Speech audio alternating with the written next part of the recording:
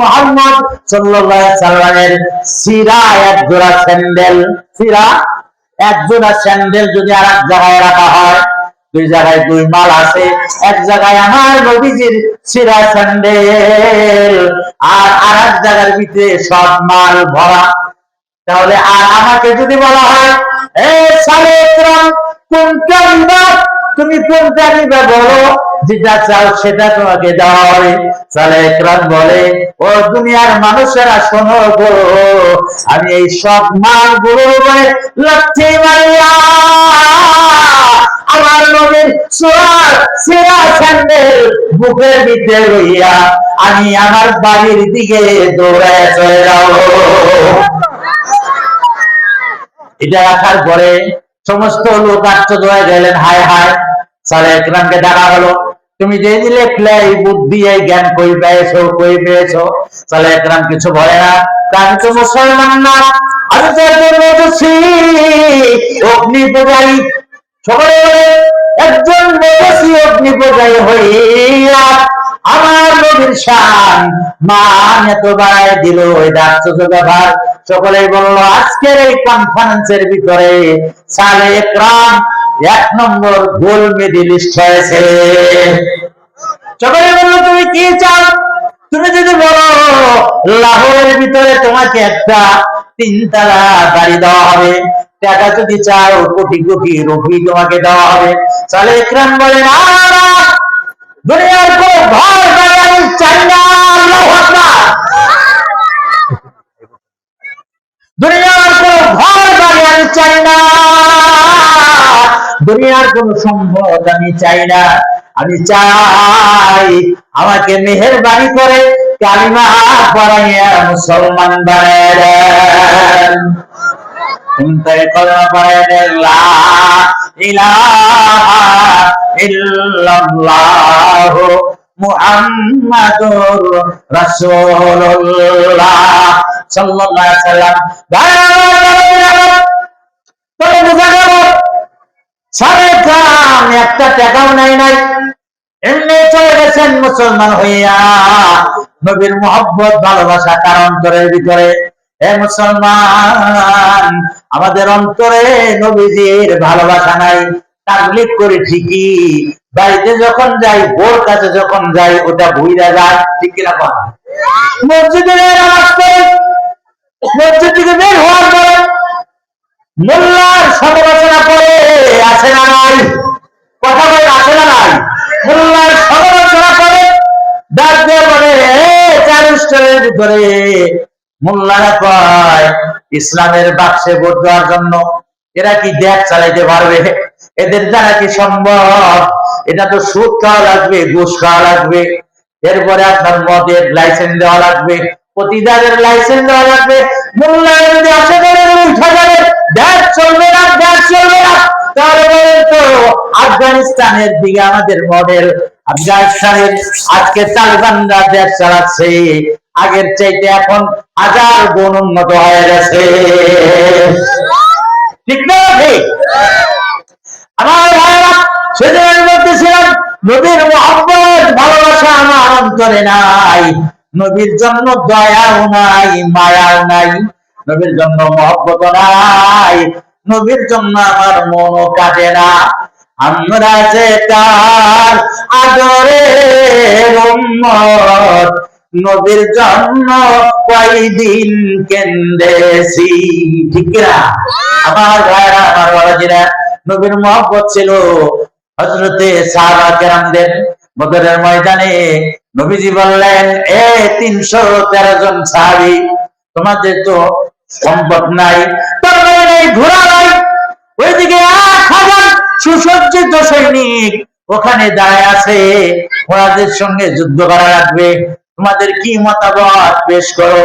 মদিনার লোকদেরকে বললেন, মদিনার একজন লোক দাঁড়ায় বললেন, এ মুহাম্মদ সাল্লাল্লাহু আলাইহি ওয়াসাল্লাম, আমরা যখন ওই পাহাড়ের গুহার ভিতরে বায়াত গ্রহণ করেছি, আমরা আপনার জিম্মা নিয়েছিলাম, কিন্তু আমরা বলে মদিনার বাইরে যাই আমরা যুদ্ধ করব, কিন্তু এখন যখন আমরা যুদ্ধে ঈমান আইনা ফেলাইছি, আর ওই সমস্ত কোনো কথা নাই।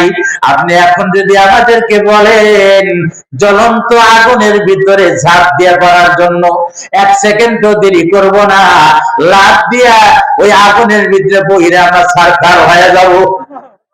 আপনি যদি বলেন সাগরের ভিতরে ঝাঁপ দিয়া শরীরে সমাধি হয়ে গেল, 1 সেকেন্ড দেরি করব না, আল্লাহু আকবার, 1 সেকেন্ড দেরি করব না, সাগরের ভিতরে ঝাঁপ দিয়ে পড়ে যাব। আমার ভাইরা, ওই মদিনার যুবক দাঁড়ায় বললেন, নবী গো, আমরা আপনাকে রাইখে বিপদের সম্মুখীন, আপনাকে রাইখে আমরা ভেগে যাব না। যুদ্ধ যখন চলবে আপনি দেখবেন আপনার ডাইনে, আপনার বামে, আপনার সামনে, আপনার পিছনে আমরা যুদ্ধ করতেছি, জীবন দিতেছি, আমাদের তাজা রক্ত বদরের ময়দান লাল করে দিব, কোনো সমস্যা নাই। আল্লাহ নবী খুশি হইলেন, আল্লাহ নবী দোয়া করলেন, আল্লাহ আমার এই 313 জন সাহাবী, আমার দীর্ঘ 13 বছরের ফসল, আল্লাহ তুমি তাকায় দেখো, আবু জেহেল সহ 1000 সুসজ্জিত সৈনিক কাফেরদের, আর আমরা মাত্র 313 জনটা, অস্ত্র নাই, কিচ্ছু নাই, ঘোড়া নাই। আল্লাহ তুমি আমার সাহাবী মাইরো না, আমার বুক খালি কইরো না, আল্লাহ তুমি আমার সাহাবী মাইরো না, আমার বুক খালি কইরো না। নবীদের চোখ দিয়ে পানি গুলো যখন জর জর করে গাল বেয়ে বেয়ে পড়তেছিল, আমার আল্লাহ বলে, জিবরাইল রে, জিবরাইল যা, বদরের ময়দানে যা, আমার বন্ধুকে আমার সালাত দিয়ে বল, ইস্তাগফিরুনা রাব্বাকুম ফাস্তাজাবা লাকুম আন্নী মুমিদ্দুকুম বিআলফিন মিনাল মালাইকাতি মুরদিফিন। আমার জিবরাইল যা, বদরের ময়দানে 1000 ফেরেশতা নিয়ে বদরের ময়দানে যা। পরবর্তীতে বলছে 5000 সাহাবী ফেরেশতা নিয়ে বদরের ময়দানে যা। আমার ভাইরা, বাবাজিরা, আল্লাহ নবীকে আল্লাহ সাহায্য করেছেন। আমার ভাইরা, বিশ্বনবী বলেছেন, যখন আমি থাকবো না, আমি দুনিয়ায় যখন থাকবো না, তখন এই জমিনের ভিতরে যারা আলেম আছে, হক্কানি বুজুর্গ ব্যক্তি আছে, তাদেরকে মহব্বত করবা, তাদেরকে ভালোবাসবা, তাদের সালাম প্রদান করবা, তাদের দরবারে বসবা। তারা যে সমস্ত দিনের মাজারে আছে, ওই মাদ্রাসায় যেয়ে সহযোগিতা করবা, তাদের মাদ্রাসায় যেয়ে বসবা। ছোট ছোট ছোট বাচ্চা যারা আছে, ওদেরকে স্নেহ মমতা দিয়া মাথায় হাত বোলায় দিবা। তাহলে এই খেদমত যদি তুমি তোমরা করতে পারো, কিয়ামতের ময়দানে আমি নবীজির সঙ্গে তোমাদের জান্নাত হবে। এই ভাই আমার, খুব সংক্ষিপ্ত আকারে আমাকে বলা হয়েছে, একেবারে অল্প সময়ের ভিতরেই। তা আমি এই নবীর জন্য আমাদের মহব্বত আছে তো? কথা বলেন, আছে তো? আছে তো? জোরে বলে আছে? হাত তুলে দেখাই একটু, আল্লাহু আকবার, হাত নামান। এই যে হাত তুলছেন, নবীর জন্য মহব্বত আছে, দরকার পড়লে নবীর জন্য মরে যাবো, ঠিক আছে না? এই পুরান নামাজিরা মরতে রাজি আছেন তো? সকলেই রাজি আছি তো। যাই হোক, কাছাকাছি এসে পড়তেছে তো। এখন আমি সংক্ষিপ্ত আকারে আপনাদের মাঝে এই মাদ্রাসার জন্য কিছু চাওয়া পাওয়া আছে। আপনারা তো বুঝতেই পারছেন, বুঝেন না? বুঝতেই পারছেন কেন আমি এখানে করছি আলোচনা। এই লম্বা আলোচনা তো আমি আগেই বলেছি যে এখানে এখন এই অনেক টাকা পয়সা ঋণ আছে, এই বিল্ডিং করছে, এরপরে আরো বিল্ডিং করা দরকার। ছাত্র সংকলন না হওয়ার কারণে অনেক ছাত্র বিদায় করে দেওয়া হয়েছে। এলাকার লোক যারা আছে, তোমাদের ঘর বাড়ি সুন্দর, 5তলা 7তলা বাড়ি আছে, মাদ্রাসার দিকে নজর দাও নাই। কিয়ামতের ময়দানে নবীজির সামনে কেমনি দাঁড়াইবা? নবীজি তো সুপারিশ করতে চাবে না। এই জন্য এই আল্লাহ নবীর মেহমান, এই মাদ্রাসার তলবে এলেমরা এখানে কষ্ট করে পড়ে, লেটে যেতে পারে না, এখানে পানি বেড়ে যায়, গিয়া পানি হয়ে যায়। সেই কারণে অনেক টাকা পয়সা ঋণ হয়ে গেছে। ঋণ করে এই লেট্রিন আর এই বিল্ডিং দিছে, আপনারা সকলেই জানেন।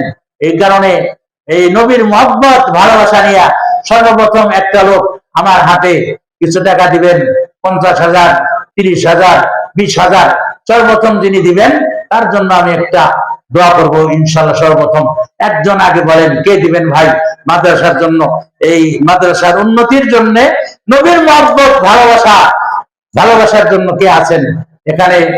এই 50,000, 30,000, 20,000 টাকা দিতে পারেন একজন মানুষ বলেন তো ভাই, খুব তাড়াতাড়ি বলেন ভাই, দেরি করবো না। লা ইলাহা, লা ইলাহা